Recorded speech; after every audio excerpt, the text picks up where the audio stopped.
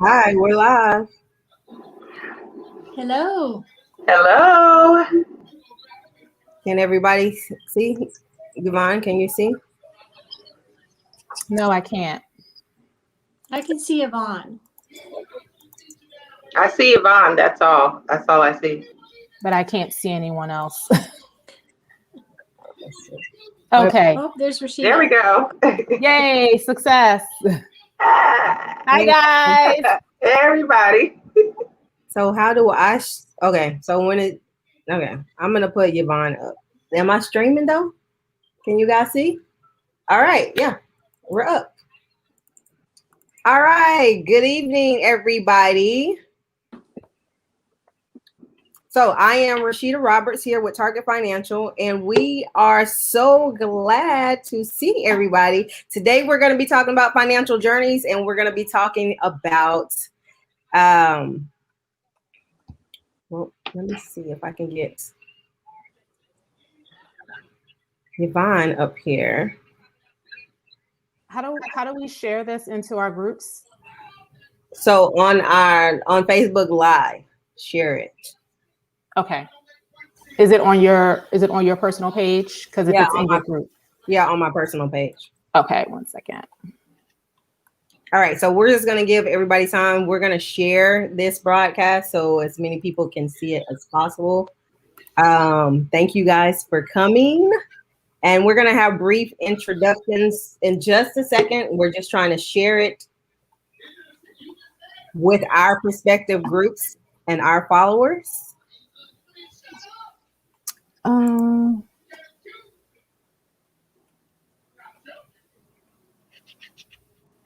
Yeah.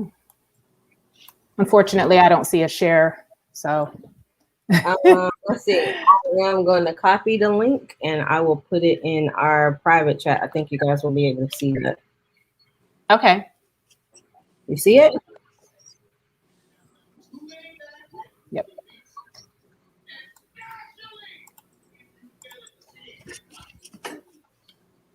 All right. How's everybody doing tonight? Doing great. Amazing. It's Saturday. I know.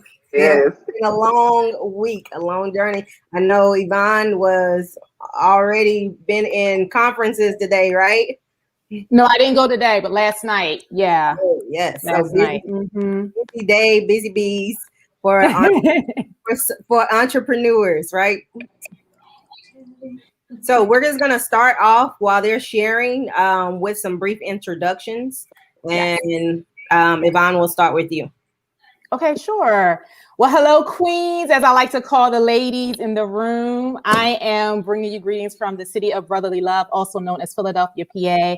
I am known as an Affirm and Pursue coach, aka financial coach, and I empower women to be the best versions of themselves in the areas of self-love, money matters, and purpose, because I believe when you know who you are and whose you are, you can show up more boldly and make intentional decisions as it relates to your money matters. So specifically, I work with women and helping them eliminate debt, making sure they're budgeting with intention, and creating multiple streams of income. So if that is you, if you are struggling with debt and you need some assistance in those areas, I am your financial coach. Reach out to me and let me know how I can help you. Yes, awesome. All right, we're going to move on to Misha. Hello. Can you guys hear me? Yes. Well, my name is Misha Green, and I am so excited to be here tonight. My purpose is to share the experiences that I've had over the years and what I've done to get myself into a financially stable position. So my goal is to share with you what I've done so that I can help you to get where you would like to get to also in life as far as your financial goals and financial stability and responsibility. Thank you, Misha. All righty. We are going to go to Miss Maru.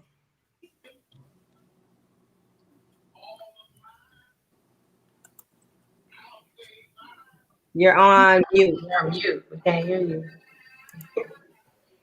Can you hear me now? Yes. Okay, sorry about that. Okay, my name is Milu. I am your savings pro. I am holistic money mentor. So instead of going after symptoms, I help my clients to look holistically why they have certain habits that lead them to being financially broke as well as emotionally broke. So that's what I do, and happy to be part of the team. Awesome. Thank you, Maru, at Thank Your you. Savings Pro. All righty. Next, we're going to go to Miss Susan Erickson, and then we will have Miss DK Hall. Well, hello. Thank you all. I'm excited to be here on this Saturday evening. I am in Iowa, the Midwest, and I am an abundance mindset coach. I work with women to live authentically, aligned with their purpose, to acknowledge and stand in their power so they can live their most abundant lives. And I also have a boutique finance helping women create generational wealth. Awesome. Thank you. All right, Miss Hall. All right, there you go. Hey, everybody. I'm DK Hall, and my background includes working with trauma survivors.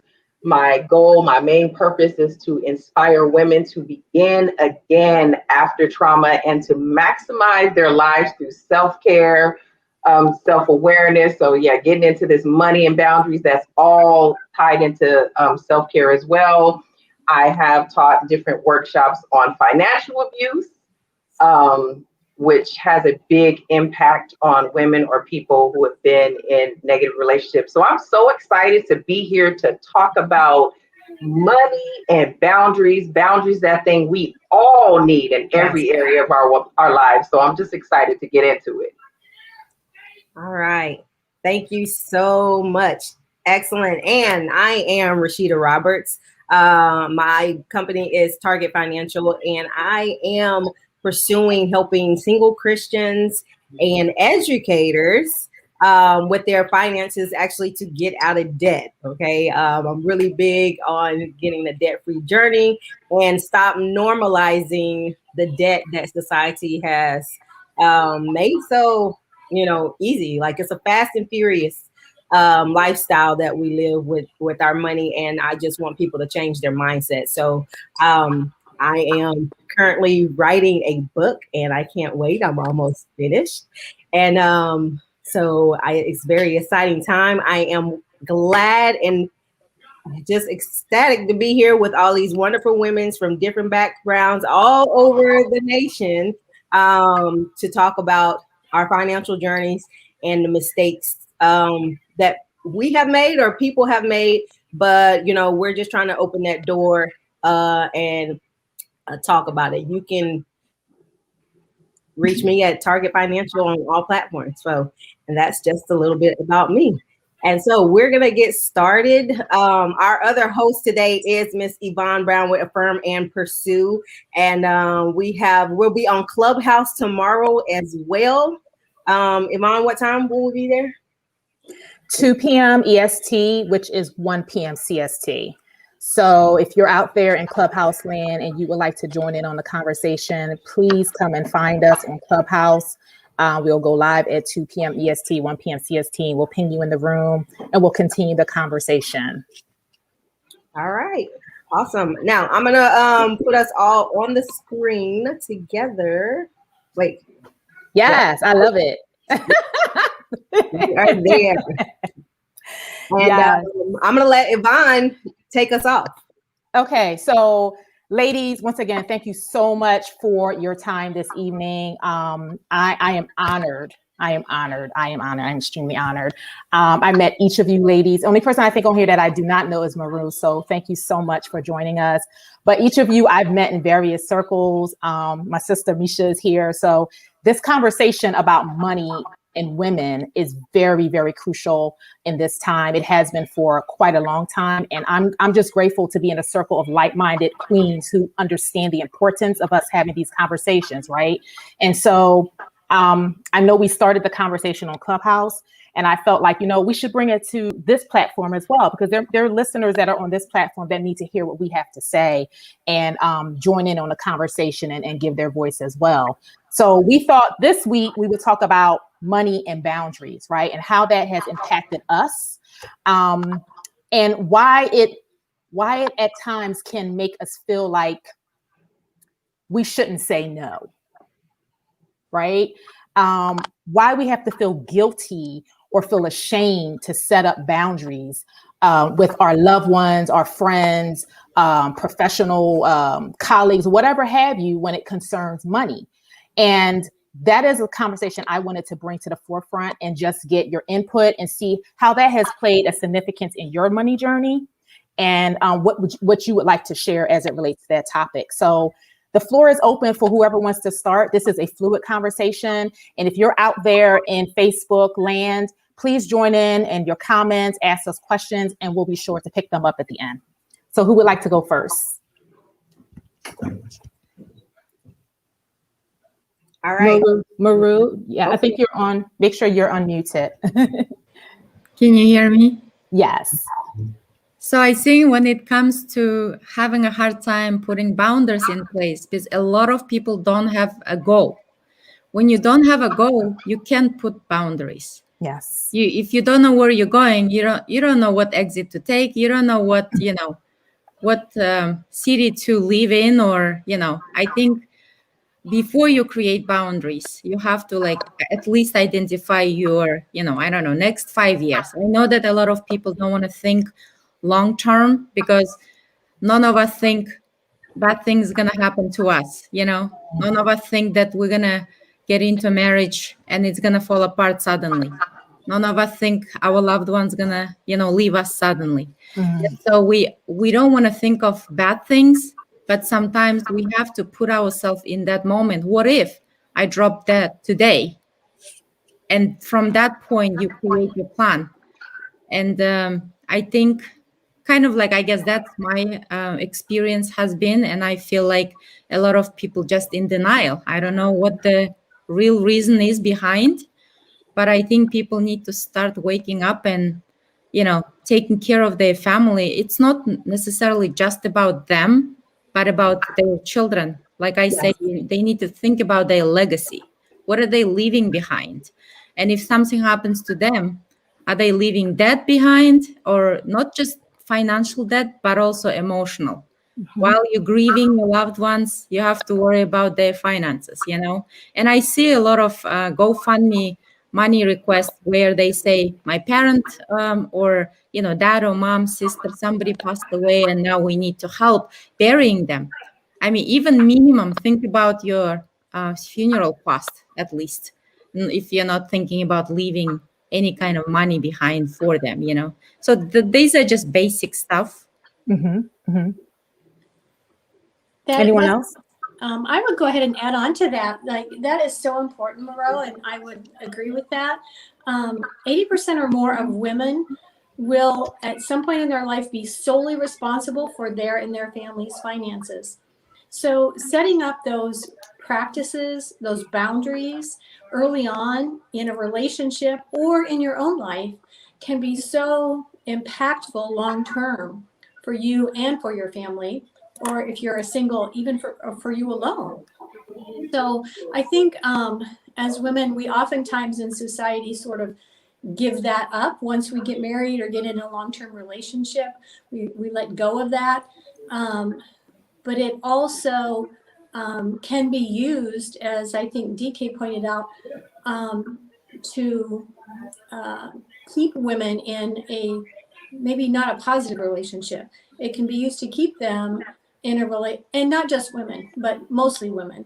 It can be used to keep others in a relationship because they don't know what the finances are. They don't know where the money's at. They don't know how to get out.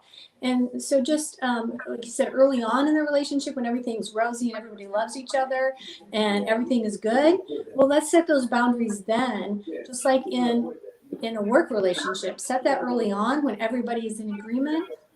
And then if there is a bump in the road, if something does happen, or if the tragedy happens and you lose a spouse or a significant other, then you have that knowledge already there. And that happened to a very good friend of mine, that when we were in our 30s, she had 2 small children and her husband suddenly passed away and she didn't know any of it. And so that always comes back to me that can happen at any point in time, and that's just one more stressor if you don't know where everything's at and how to find it and where to go from there. Yeah, I think you're right, Susan. I hear a lot, unfortunately, from women. They say, "Oh, my husband taking care of me." I said, "This isn't about you taking over. It's about being aware." I mean, it's great if you have a husband who takes care of you and takes care of all the finances. It doesn't mean you go take over. It's just understanding what's what. And then if something happens, that you are not at a loss, or don't have to start from the zero ground again. Yeah, absolutely. And Susan, you just kind of reeled me in when you were talking about losing a spouse. I lost my spouse 3 years ago. Didn't plan for that. And previously, before my husband passed, he kept coming to me trying to have money conversations as far as, okay, this is how much I'm probably going to be able to leave, from my retirement money. He could not get the maximum he was trying to get because he had health issues, he had diabetes and all other kind of stuff. So he was distraught over that. And I didn't really want to have this conversation because, it leads you to think about that person not being there. But he was having a serious money conversation when we say, listen, something happens to me because his health had been declining. This is about the max that I'm going to be able to leave you. And I need you to make this last 2 years. I need you to make this last. So that never left my mind once he did pass away. So I had whatever he had left, plus I was working, and that kept ringing in my head what he was saying. And it kind of became real for me because before then I never thought I needed life insurance. So this is for somebody out there that might be thinking the way that I did. Life insurance is not something I need. I'm young enough and I ain't got to worry about that. Or life insurance is for old people. Like a lot of people really think like that. But when my husband left and that conversation kept ringing back in my head, it became really real for me. Yeah. And so now I have life insurance. And I want somebody out there to know that getting life insurance is not saying I need to have a conversation about me dying. It's not saying that it's my time, or you even got to think that way. Getting life insurance is saying, because I have 2 children, it's saying I love them enough that I am willing to step up and do something preventative in the form of finances, so that if anything happens to me, even if it's not death, if it's severe illness like my husband had, that they're going to be okay, that they're not going to have that stress factor. So just remember that out there, that when we're talking about finances, life insurance is just saying, I love you enough to take care of business. And also with that, when we come, I want to tie in boundaries. When my husband, it kept ringing in my head, hey, you got to make this last 2 years. I made it last longer because that kept coming in my head. So sometimes I had to just turn away from that pair of shoes because I'm a shoe girl. I'm a shoe girl. I love me a good pair of shoes. And sometimes I had to say no to that and think about, I had to set a boundary on myself. Yes. To say, hey, do you want this pair of shoes or this designer bag, this new Coach bag, or do you want to have some more money in your savings? And I'm going to tell somebody out there, as we are still in this pandemic, the only way that I made it through this pandemic was because of the savings that I had. I was not working. I did not have my job. I was one of those people who no longer had a job. My savings is how I have survived this entire 2020. So those are some things to think about when we're talking about our money and boundaries. Sometimes you got to put a boundary on yourself. Yes, love it. So you can have a beautiful life later. Yes. You are definitely preaching. Oh my gosh. And that insurance thing, I don't feel like I'm like old or anything. Still, look, I'm still in my last little bit of 30s. That issue actually came up with me this year. I tried to raise, because of COVID, I tried to raise my insurance like to the maximum. But, transparency, due to my weight, they did not want to let me get maxed out. And so, it matters. Like it doesn't matter until you can't get it. And then when it comes down your lane, exactly. Mm-hmm. So Mm-hmm. now Yeah. I'm 21. That's the one thing that I need to definitely focus on so I can maximize my insurance. Because I want to make sure that if anything happens to me, that my family is taken care of. So definitely. Yeah. We gotta, and that has to deal with my boundaries with food and exercise. Yes. But health, Yes. wealth is well, right? Self-care. That's true. It is. Yes. But Yes. my story is a little different though. I'm single. I've been single all my life. But when I think back, the lack of boundaries has pretty much driven most of my life. Like it's just been the inability to actually speak up and articulate those boundaries is where I fell off. And that's why like one of my chapters in my book is to use your voice. Because I have not, and you think, once you get older, you get grown, you know how to say whatever. No, like when we get in relationships and when we're intimate, in our intimate relationships with people, and that could be anybody, right? Brother, sister, mom, dad, significant other, your spouse, whatever. But we don't always say what we want to say. And I know there has been plenty of times because I'm like I'm a big pleaser, so I want to please everybody, and I find myself in dating life trying to buy things that I can't afford, give gifts that I can't afford, knowing that my bank, now I always pay my bills because that would have given me great anxiety if I didn't, but I would go and pay on a credit card to pay for, to get something for them or to buy groceries for them or whatever. You talk about having a struggle relationship, meeting people when they're on their down and actually trying to, lift and carry the whole thing on your back, which is not good. And a lot of us women, we take on those responsibilities. There are, top people, women who have awesome jobs, incredible jobs, and yet we'll go find somebody that actually needs, like we have to actually do for them in order to sustain the relationship. But I know the biggest thing is it's like when you finish that relationship and you're still paying for some stuff, that's when you actually look up and like, well, dang, I probably shouldn't have been doing that because I was left with a bill for about 6 months, being that I had, said, hey, even though I even articulated, hey, I need you to, pay this back, but, that didn't happen. And so you got to really set boundaries, especially in dating relationships. We easily move in with people, right?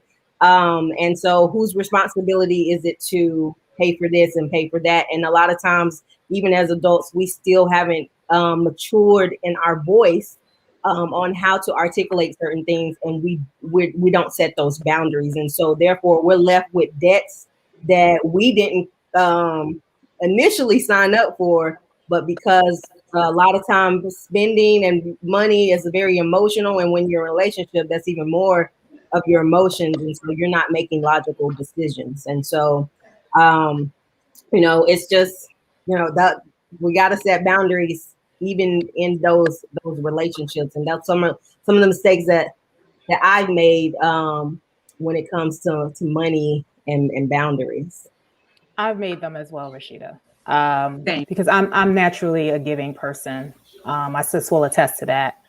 And but when I've learned as I've gotten older that I have to set boundaries in love, and I've learned that if I don't have it, I'm not giving it anymore. Because, like Maru was saying earlier, and Susan, I have to make sure that I'm okay, right, for my financial legacy. And if someone comes to me, whether it's a family member or a friend, and they need money at this point in my life, if I don't have it, I'm not giving it to you. And if I have it, I don't look at it as I'm just going to gift it to you, right? Because in the past, I've given people money and they said, it's a loan, I'll give it back to you. And then when they don't give it back to me, I look at them funny now. And I don't want to distort my relationships with people like that, right? So I'm learning now that I have to set up those boundaries in order to keep my spirit clean, That's the best way I can phrase it, so that I don't change the way I look at certain people anymore. And if I have it, I will give it to you, and know that I'm okay parting with X amount of dollars if it's budgeted, and if I know I'll be okay. So you're not the only one. I've done it too. In my past, where I've given, and I'm just like, wow, this person said they were going to give it back to me, and for whatever reason, not saying they, most of the times it was intentional that they didn't want to give. Maybe they fell on hard times and they just couldn't repay it, but in my heart of hearts, that stung a little bit, because I'm like, you promised to give me back my money and you didn't give me back my money, right? So now I'm like, I'm never going to loan it to you again. So boundaries for me is just that. If I have it, I will extend it. If I don't have it, yeah, it's just not happening. So Misha, did you want to add? I was going to ask you a question real quick though, Yvonne. So, but do you notice the struggle that it is to even ask for your money, even though somebody promised to give it to you? Yeah. Like that struggle is real. Like you feel like you're the bad party. Look, creditors don't care though. No, they don't. They really don't. They come get 100%.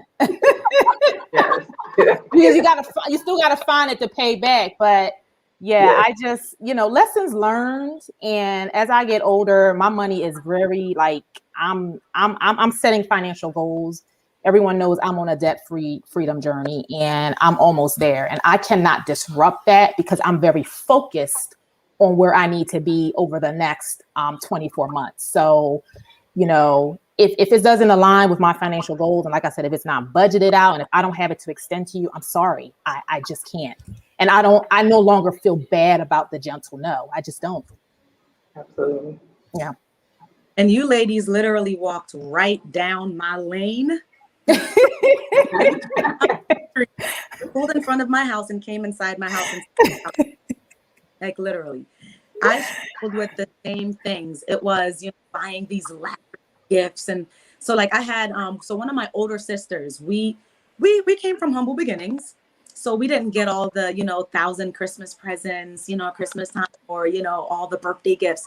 So when we got older and had our own jobs, we would literally try to outgift each other. We wanted to get like the biggest and the best, because the smile that you saw on the other person's face, like meant everything, right? So I would put stuff on a credit card just to get her something that I knew that she would be blown away by. And then I kind of carried that into my dating relationships, where I was like getting the biggest and the best gifts. But like Rashida said, when the relationship was done, I'm still paying for said gifts. You know what I mean? It obviously wasn't worth it. But to go back to what Maru said earlier about goals, I heard someone recently say, if we don't set goals, everything becomes a target. So failure is a target. Falling apart, because everything is a target. So we have to set these boundaries, and we have to say no. We have to limit ourselves. So I had my little, this was the amount that I was allowed to spend on gifts. If it did not fall within that, those parameters, it wasn't bought. And that was kind of where I had to put myself. And even going back to the life insurance too, because you touched on a lot of different things, and I was like, yes, I love it. So the way I look at that, and I've been in training and, actually have my life license. So one of the things we learn is that we need to protect our income. So like we protect everything else. We have home insurance. We have, car insurance. We have insurance on everything. We have insurance on a phone, a telephone. But we do not protect our income. And what that is, it's setting up our families. And like you said, it's how much you love those people that you are going to leave behind, that you want to make sure that they are okay when you're not here. So even in that, you're setting a goal. Yes, you're not going to physically be here, but you're setting a goal that your family will not fail as a result of something that you did or did not do. Yeah. That is so true. Go ahead, Susan. Yeah, I love that, what you were saying about just protecting people as well. And what you said, so like what we think about money is just paper, right? It's the exchange of energy that we get from that. And so often we attach what we an outcome that we expect, right? So when we buy something for someone, then we're attaching that expectation that they're going to love us, or we're going to get that good feeling that they love what we gave them. And so it's really not about this little piece of paper, which doesn't mean anything other than what we have attached to this, the meaning that we give it, or the meaning that society gives it. So if we can step back and sort of detach from that, and what we're giving our family is, as you said, we're giving them security, we're giving them a future.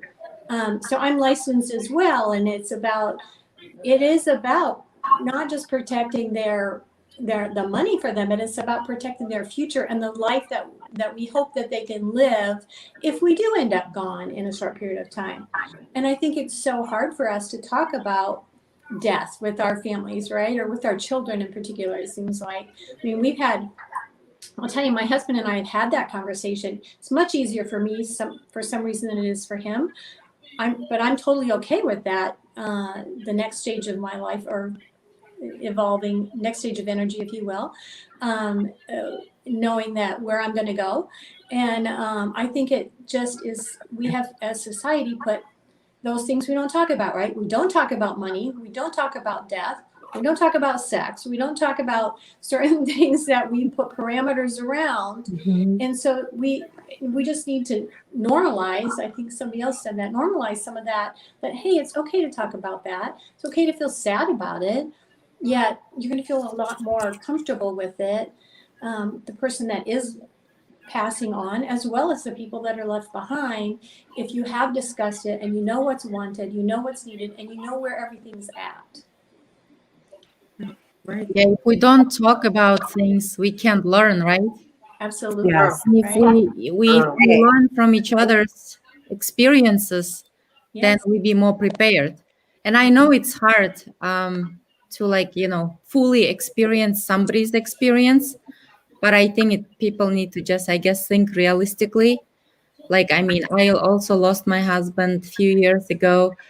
I wasn't prepared in terms of like life insurance or anything like that, but at least I was somewhat involved in the finances.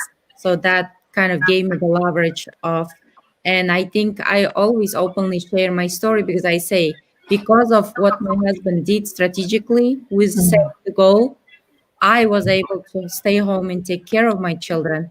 So I share that because I want to, I guess, people to wake up and say, this isn't just, who is right or wrong, or, it's about just financial security in the end for everyone.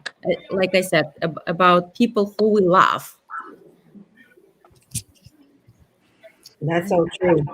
That's so true. And thank you, Maru and DK, for really being transparent about that, because those are hard realizations, and you never really get over that loss of a loved one. So we appreciate your story, and sharing that with us, because I know there are people out there who have gone through the same thing. And this big thing about with boundaries for me. I actually started putting limits on like you were saying, Yvonne, on like what I was actually getting. Like I just said no gifts for adults. I only buy gifts during Christmas time for kids, and things like that. And so, but I remember though, in one relationship, like when I actually did not have the money to pay for something, I felt so bad. But then I noticed how I kind of got the silent treatment.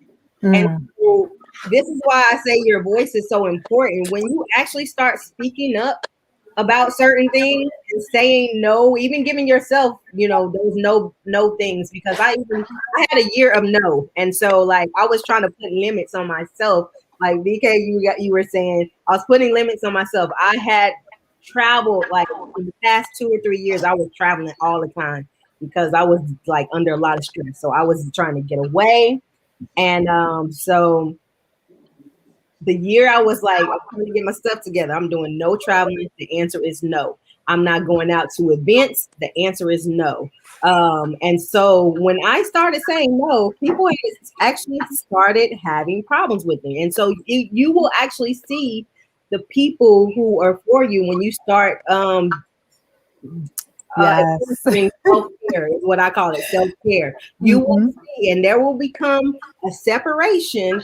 And the people on your journey, you may lose people. On this financial journey, you will lose some people. Everybody can't stay, and everybody's not going to stay because as soon as they're not getting their way, whether that's with the time that you give them through your or through your finances, it's really going to change the dynamic of your relationships. And I love the fact that I've started this journey because it makes me more bold as an Yes. introvert and as Mhm. a person who kind of really keeps to themselves and has a hard time articulating their voice unless I write it out.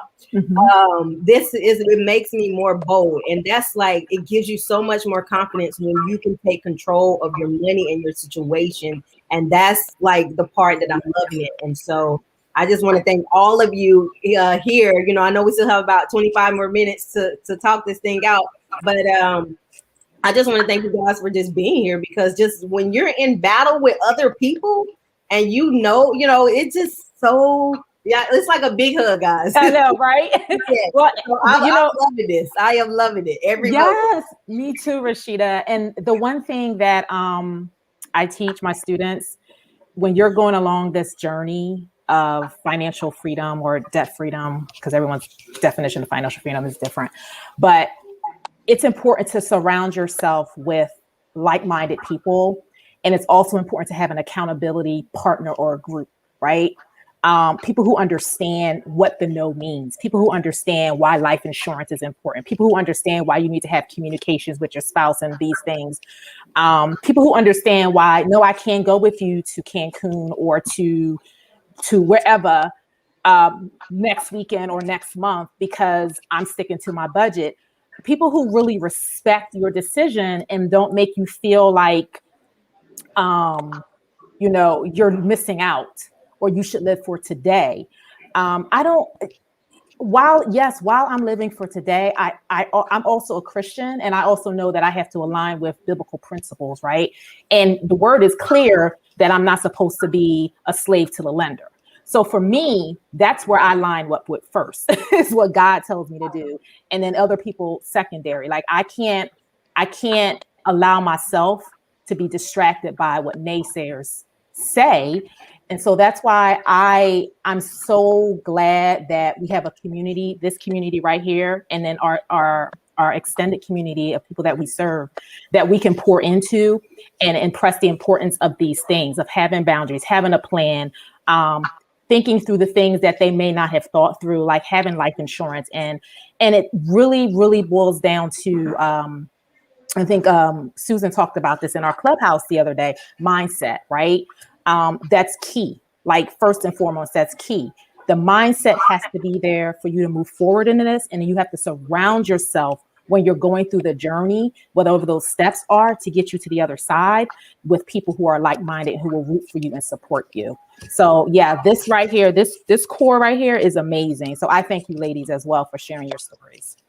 So Yeah. I got a question for everybody. If somebody is struggling with setting their boundaries, let's say they have a goal already, you know, they kind of know where they want to go. What's the first step? Or, you know, to help them start to set boundaries, I guess I would say. And I know there's different scenarios, but you know, just answer it how best you can. I think for me, to add on to what Ivana was saying, is also answer your question is people need to create a list what they're willing to give up and they are not willing to give up. Because sometimes people try to give up what they are not willing and then they struggle. It's kind of the starvation diet. Yeah. So they need to understand clearly if what they're willing to give up, and they also need to understand that the things that they are not willing to give up, will they be able to give up at least until they get their goals, achieved. And I think Yes. when that also helps, because for me, I live financial freedom because I don't spend, like, I don't do my nails. I only have, like, I'm not willing to give up cleaning services, for example, right? So I pay for that, but I am willing to give up my nails. So those are the things that people need to define for themselves, because we are all different. Some people, some people want to clean their own house. That's fine. Some people will never give up their nails. So it's kind of like understanding and being able to, I guess, cope with it. Because in the beginning, it's like any resolution we come up with, like we're giving up everything, and then after 2 weeks, we're like going back to old habits because we feel like we're being starved to death. So I think that, and then another thing before I forget, I wanted to add creating boundaries. I think especially in the current society when a lot of people, divorce easily and remarry easily, they need to start thinking, incorporating prenuptial agreements, because in the old time frame, prenuptial is not looked very nicely. It's kind of like people feel uncomfortable with it. But I think people need to look at it as it's a love agreement. You're creating the same goals for both parties, mutually beneficial. So if something goes wrong, then you're not like in the wrong position. And it's not just one way, it's for both parties. Thank you for letting me speak. Yeah. Well, first of all, look, I have to say, look, look, I will go way back. Okay, look, don't play with me, and because I'm a pleaser, so I always treat everybody else good. But I didn't think I didn't go to no hairdresser last year. Listen, nothing. So for me, it's travel. And thankfully, COVID saved my mind because I'm I live with my mom, so I need to be very careful. So I'm not the one that's going to get on a plane right now, but I'm sacrificing travel, but I don't want to say COVID makes it a little bit easy. I guess it does, to know that I'm not going to be able, or I choose not to get on a plane right now and travel all over the place.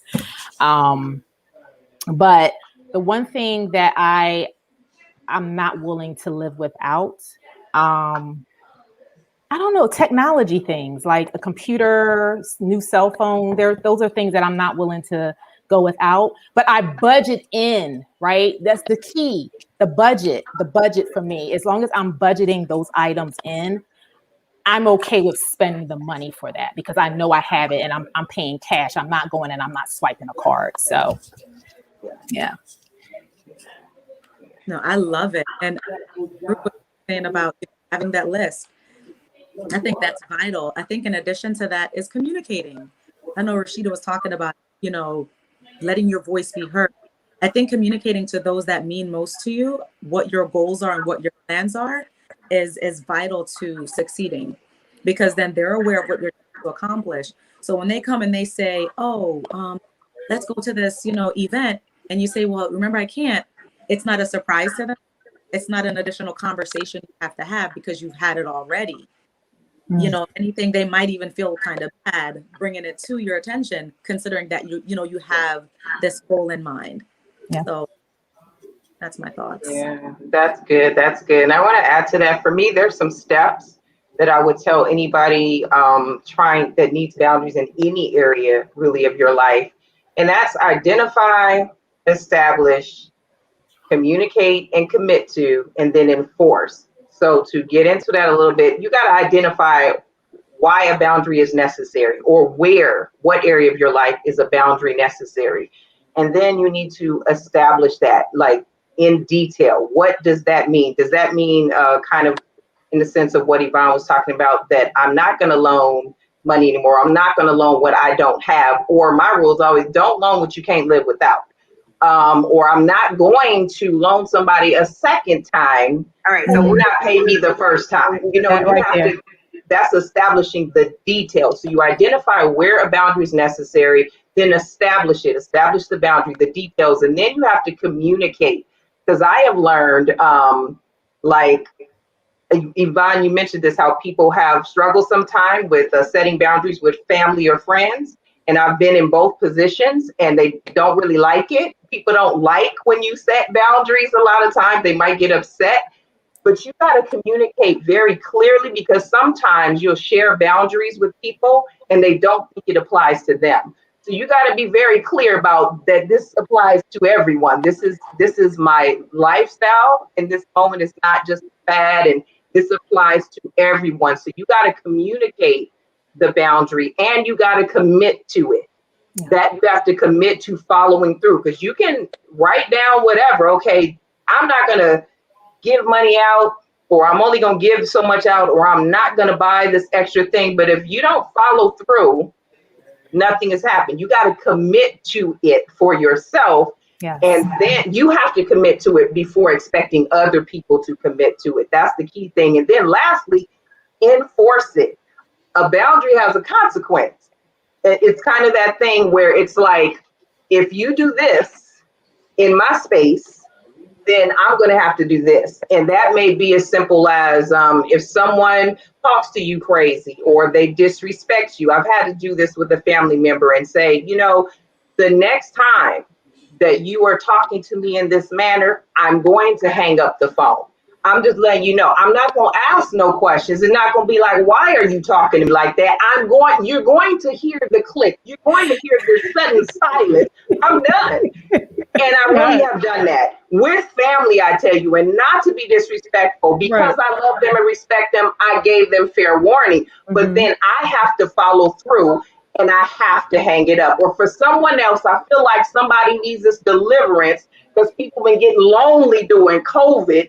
So if your exes come out the woodworks and want to, you know, get at you and hook back up, and you've tried to set a boundary and say, I'm not going to pick up the phone no more. I'm not going to answer the text.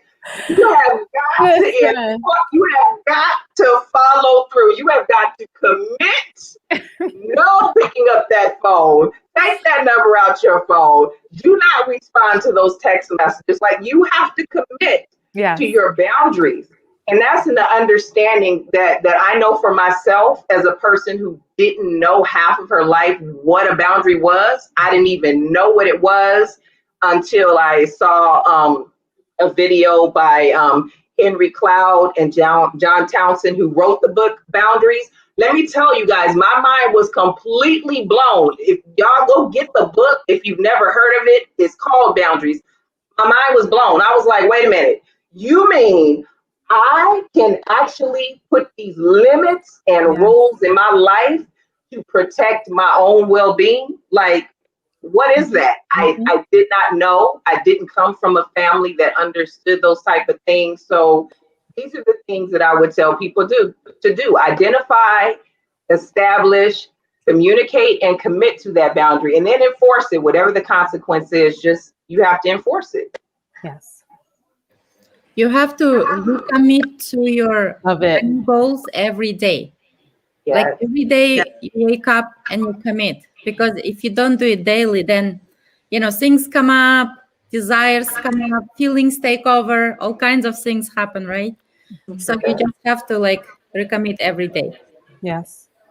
I would add on to that to be just really clear with yourself on what it is that you want, right? So when I say I want to be debt free, what does that mean for me? Do I want to be debt free? Why? Because I have more freedom, because I can travel, because what does that mean to me and why do I want that? So if we're really clear with ourselves on what it truly is that we want and why it's driving that and what I will be able to do and what I will look like when I reach that goal, that gives us the momentum to keep going when those people are in our lives, and there will be really close people in our lives, and that's why I think it's so important, as Yvonne had mentioned, like just having like this group here. This is just amazing, and to have this group and this support, because we won't always have those people in our close family life, even that. And while we're not going to necessarily drop them from our lives, we are going to not always take their opinions. And so I so love what everyone has said. And what you said, DK, that was absolutely right. All of those things. And I love Henry Cloud, by the way. If you've, I've read his books. He's got several boundaries books about in different areas. He's got a lot of TED Talks and a lot of YouTube. If you've never heard him speak, he's a pretty good speaker as well. So I would encourage anyone to go out and take a look at that, setting boundaries. And also though, and you kind of alluded to this, on being consistent, right? So if one time that person calls and you pick up, and then the next time you don't pick up for 2 times, and then the third time you pick up because they're just annoying you by this time, right? Then that's almost reinforcing them more than if you pick up every time or whatever. So to just be really consistent on that. And it takes a lot to be really strong to do that, because it can really wear on you when that person, whoever that is, especially if it's somebody that's important to you in your life, keeps coming back to that, and it doesn't align with where you want to be and where you want to go with your life. So it can be really hard to set that boundary in that time, in that moment. That's why having this group, a group of girlfriends or a group of friends or other family members that you can just call up in that moment and say, hey, I just need a life raft right now. I need a guiding light. I guess that's what we say as coaches. We're not lifeboats, we're lighthouse, right? We don't save people, but we guide them. So just having that person to help guide you in that moment, because it can get really, really challenging. And the other thing I would say is, if you do fall off the boat, that's okay. Just get back up and go again, right? It's not like you're going back to square one and you pitch it all. Just give yourself a little grace and say, hey, I made a mistake this time, but I'm still on track. I still want the same goal. It's still my goal, and it's where I'm going. And don't let that one little misstep take you totally off of where you want to be.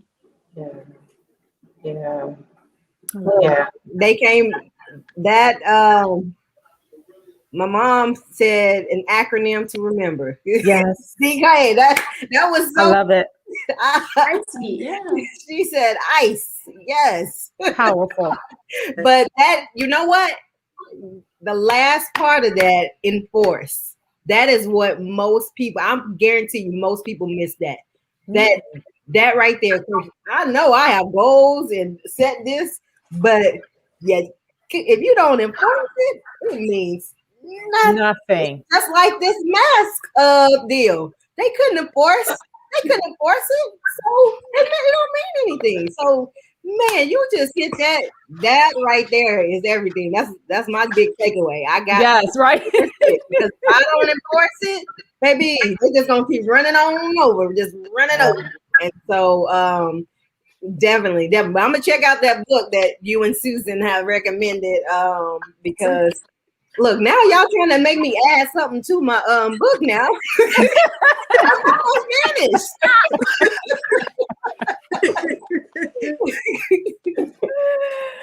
Oh gosh.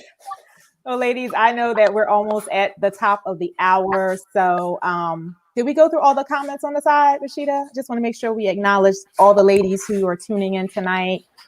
Yep, I think Dawn, Aaron, thank you for this forum. You are welcome, Queen. Yes. So we're here for. They have these conversations. The one thing I know is that we should continue to have these conversations, crucial conversations, as I call them, because they're not always welcomed, right?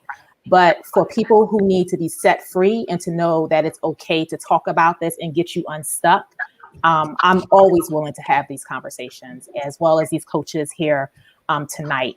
So I don't know if we have any last minute nuggets that we want to drop in before we part, but a question for you guys. Yes. Well, this is actually came up in our before y'all do your nuggets. Oh no, we got 7 minutes. Okay, so we were talking about today. Should parents charge their kids rent? And I know people have an issue with that right now. And it's kind of like, a breaking point where you want to usher your kids out, but they're kind of taking advantage of the situation. And so what would you to give this person advice on what they should do? They have 2 kids, they're old enough, but they're kind of like already at their last straw. And they don't feel like they raised their kids, to take advantage in that way, but they're on E, and I know how it feels to be on E. What advice would someone like to give them? How old are these kids? Um, Do we know how old they are? Are they adults? In their 20s. Yeah. Oh, they're adults. Actually, right, just newbie adults, so 20, about 20. Okay. Well, I can speak to that because I've had adult children who have actually moved back home. And well, I'd like to say there is a clear-cut answer to that. It depends. So it's probably not what they want to hear, but it sounds like in this case, it goes back to what we were just talking about and setting boundaries, being, as DK had said, being clear on communication and holding people accountable to what that is that we've set. So just having an open, and 20 years old, they're old enough to have an open, honest dialogue and conversation on what are your plans? Like, are you just hanging out here, or are you going to college and you're living here until you finish and then you plan to, so that's what I mean by it depends.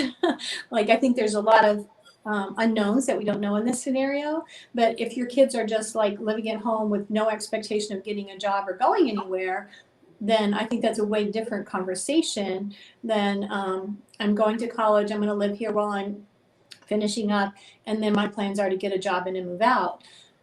So I think having that conversation, though, can be uncomfortable. As you said, those crucial conversations, Yvonne, right? Those can be uncomfortable, but it's more important to do that than to leave yourself in that situation where you as the parent feel stressed and feel used and feel not valued, and like they're taking advantage of you. So, and I think this particular example can be used. Do not wait until emergency. I mean, this is an emergency situation.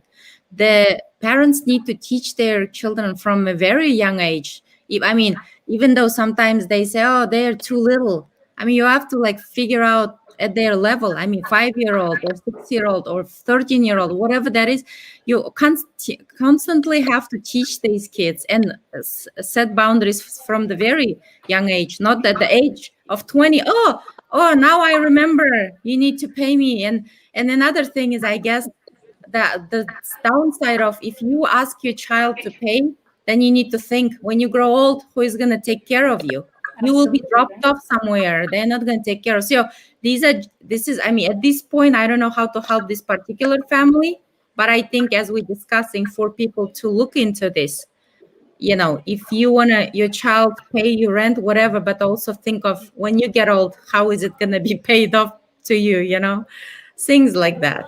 Yeah, I agree. I agree with you, Maru. I think that we do a disservice to our kids if we don't make them have some responsibility. And I just want to point out to that parent that payment it doesn't have to be monetary.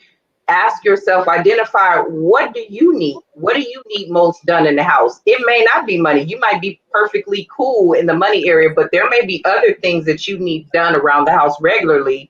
And you can put that responsibility on the child, because I believe as a parent, part of my job is to prepare my kids to be able to stand on their own 2 feet. That's right. Period. So I agree with Maru. If you don't start young, like, my son is 12.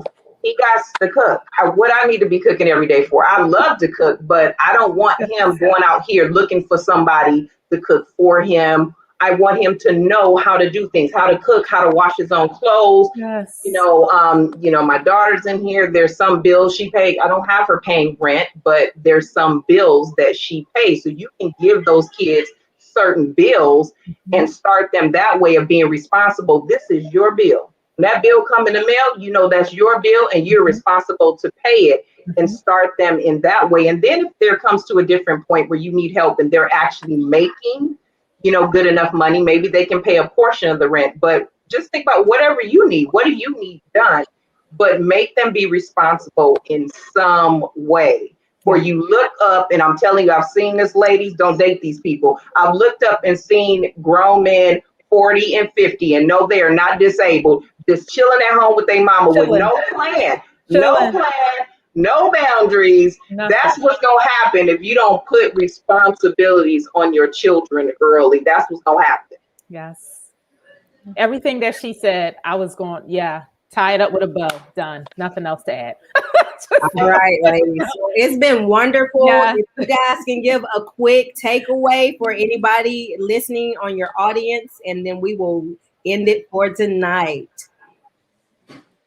So just have goals and don't wait till emergency to start screaming. You can't do anything at that point.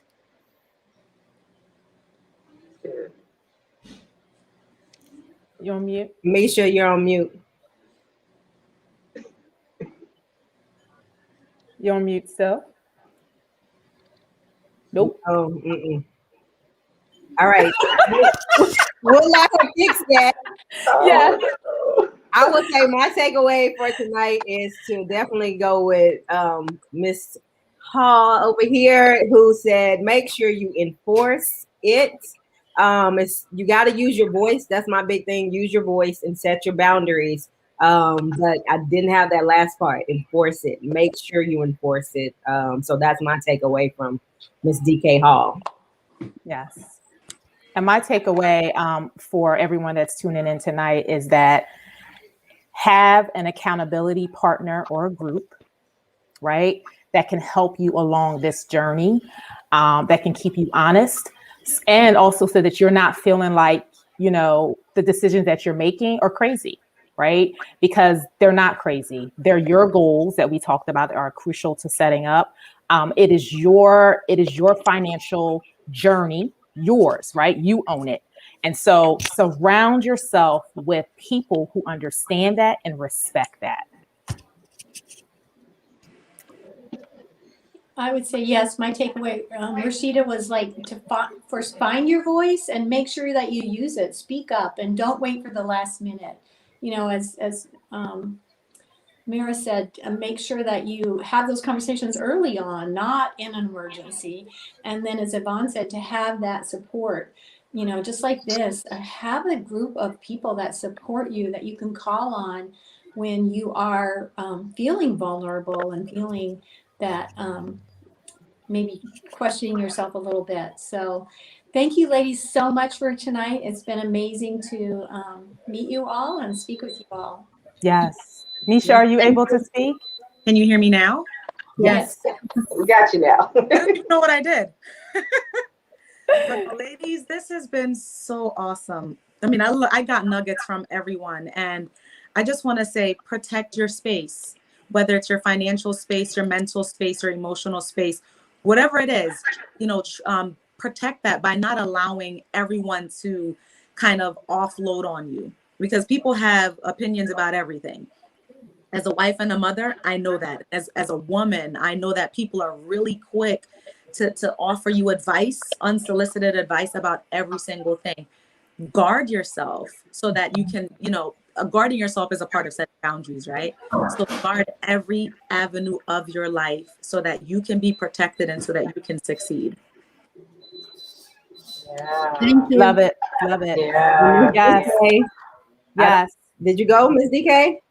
Oh, okay. I want to throw a challenge out there because I've run into people I close to and people that I didn't know as well who are like, they want to start a business or they want to do more in their business, but they keep saying, I can't, I don't have the money or this or that. And I just want to challenge people to go ahead and do an assessment of your finances and then see where you can set some boundaries on yourself or even your children who want these extra things they don't need, where you can set some boundaries so that you can pour into that business that you want and you need to have that can give you that financial freedom where you don't have to be a slave to a 9-to-5. I want to challenge you to do that. See where you can set some boundaries in place so you can put some money, slide it over here, and go ahead and bet on you and do that business. Because I believe we can. I believe a lot of times we're just quick to say, oh, I don't have it or I can't, or I'm just so overwhelmed with these bills and my responsibilities. But I promise if you look at some little spaces, I don't care how small it is, there's something there. There's something there that you can save and put it over here and invest in yourself, your future, your happiness, and your freedom. Yes. Awesome. Love it. Love it. Love Thank it. you, Love it. ladies. I'm going to let Yvonne take us out, and I appreciate you all. Yes, queens.